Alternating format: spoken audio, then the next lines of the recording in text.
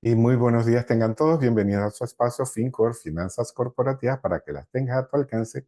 Hoy miércoles 17 de junio, habla para ti Marcial Urdaneta. ¿Y qué están haciendo los mercados financieros?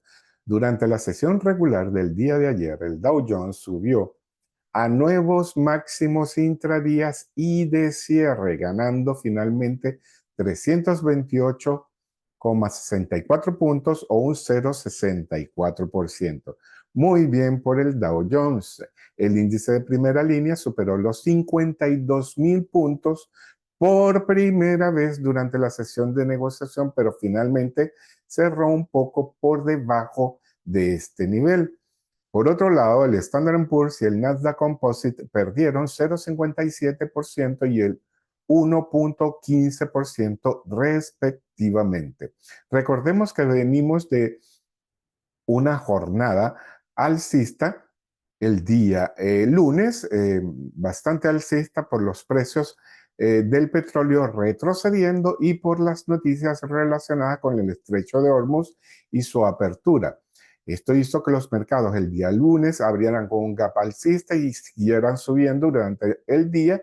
No obstante, el día de ayer retrocedieron debido a que ya estaban muy altos y es simple y llanamente toma de ganancia. Muy bien por los mercados y sobre todo por el Dow Jones, lo que nos indica que también el Dow Jones es más susceptible a los precios del petróleo porque tiene que ver con las industrias. Las acciones de SpaceX continuaron ganando, cerrando en más del 4% en la sesión de ayer martes.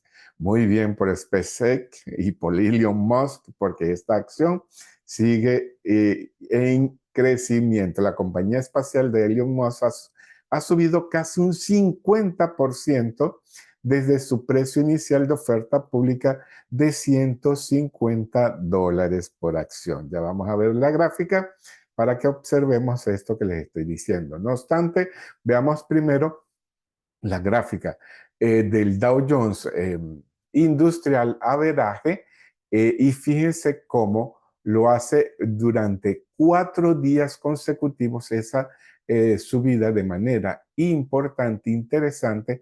Aquí hubo una especie de ruptura del canal alcista que le tenemos trazado, pero esta es una vela envolvente, lo que nos indicaba en este momento un cambio de tendencia a continuar subiendo. Y fíjense cómo llegó a los 52,190 puntos para luego retroceder y dejar esa mecha y ubicarse en 51,999, a un puntico, a menos de un punto de ese precio psicológico de los 52,000. Muy bien por la economía norteamericana que se ve reflejada en el Dow Jones. Ahora, veamos el Standard Poor's indexado cómo retrocedió ligeramente después de ese gap alcista, como le venía mencionando, el haber seguido continuando esa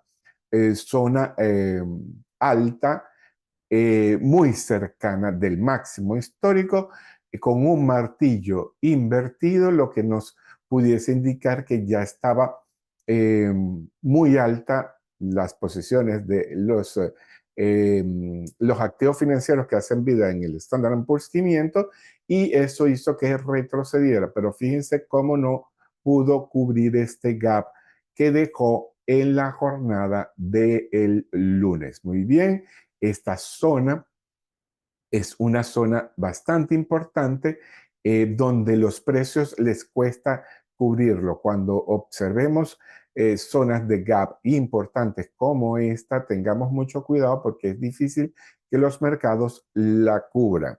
Y lo más probable es que sigan subiendo. Ahora bien, veamos la gráfica de SpaceX.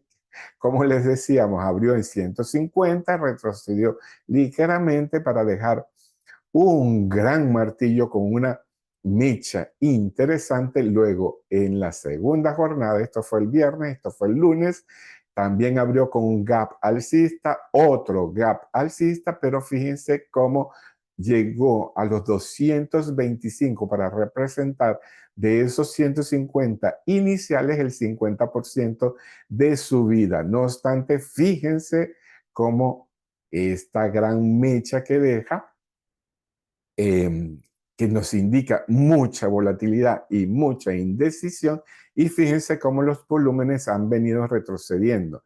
Eran más de 500 millones de acciones que se negociaron en la jornada inicial, y fíjense cómo en la segunda jornada retrocede y en la tercera se ubica en 322 millones de acciones negociadas, lo que es una barbaridad. Lo que nos indica es que ya los inversores están mucho más cautelosos con este activo. Fíjense cómo durante 2 días consecutivos ha abierto con gap alcista. Ya el techo que tenemos trazado es el de 225. Lo veo muy difícil que lo haga, que llegue a este techo, a esta zona de resistencia, porque lo hizo con una gran mecha, lo que nos indica mucha indecisión. Hay que seguir haciéndole seguimiento. Si ustedes quieren invertir en esta acción, tengan mucho cuidado porque está muy volátil y no nos da un pasado que nos permita proyectar el futuro del comportamiento de este activo para hacer mejor decisión de inversión. Los futuros del Standard Poor's 500 y el Nasdaq 100 subieron al inicio de sus operaciones el miércoles, ya que los operadores esperaban la última decisión de política monetaria de la Reserva Federal, mientras que SpaceX iba a ganar una vez más en el pre-market. Los futuros vinculados al índice amplio del mercado subieron un 0,1%. Muy bien, siguen, y se los decía previamente que el análisis técnico nos indicaba que pudiese seguir subiendo, y así lo está haciendo, mientras que los contratos vinculados al Nasdaq con gran potencial de tecnología aumentaron un 0,6%, y el Dow Jones cayeron marginalmente. Recordemos que venimos de un récord histórico de los 52.000, más de 52.000 puntos. Ahora bien, ¿por qué este dato de la Reserva Federal es importante? Porque todas las estadísticas dicen que hay muchas probabilidades de que las tasas de interés se mantengan. Esto es un dato positivo. ¿Por qué razón? Porque vienen de una zona alta por parte de la Reserva Federal para ubicar esas tasas de interés para controlar la inflación. Ahora, la inflación se ha venido presionando, pero la buena noticia es que el crudo ha venido retrocediendo, lo que se está disminuyendo la presión futura de los productos o de los precios de los artículos producidos, porque requieren mucha energía. Todo se mueve por energía. Ahora, ¿por qué es positiva? Porque ante la presión de la inflación, lo que se espera es que sigan subiendo las tasas de interés, pero al mantenerlas en este momento, porque se está disminuyendo la presión hacia la inflación, es una noticia positiva para los mercados. SpaceX se negoció con un alza del 3,5% en el mercado previo. Muy bien también por SpaceX. Ahora, veámoslo como lo hizo los futuros del Standard Poor's. Fíjense cómo se recupera, pasa la media móvil de 50, esta es en temporalidad de 15 minutos, para luego retroceder. Esto nos representa la ligera subida que ha tenido. Pero fíjense cómo la media móvil está allí en los 7.600. Esto es un precio psicológico. Mi percepción y mi proyección para el día de hoy es, hasta que no salgan las noticias de la Reserva Federal, el mercado va a estar más atento, y eso hace por la historia previa a estos días que se lateralizan. ¿Por qué razón? Porque los inversores van a estar atentos, y hasta que no salga el informe de la Reserva Federal, no toman decisiones, y verán que los volúmenes se van a disminuir y va a lateralizarse el precio en esos 7.600. Esa es mi proyección para el día de hoy. Ahora, Observemos cómo ese retroceso que tuvo el día de ayer, con mucha indecisión, muchas sombras y muchas mechas. El día de ayer estuvo muy complejo para invertir porque habían acciones subiendo y otras bajando. Entonces, si tomaron sus previsiones ayer, el día de ayer, recuerden, el no invertir ante tanta volatilidad e indecisión es también una decisión de inversión. El no invertir es una decisión de inversión porque estás resguardando tu capital. Ahora, el crudo estadounidense West Texas se recupera ligeramente un 0,8%, ubicándose ligeramente por encima de los $75. El lunes estaba en más de $80, después de las caídas en las jornadas previas.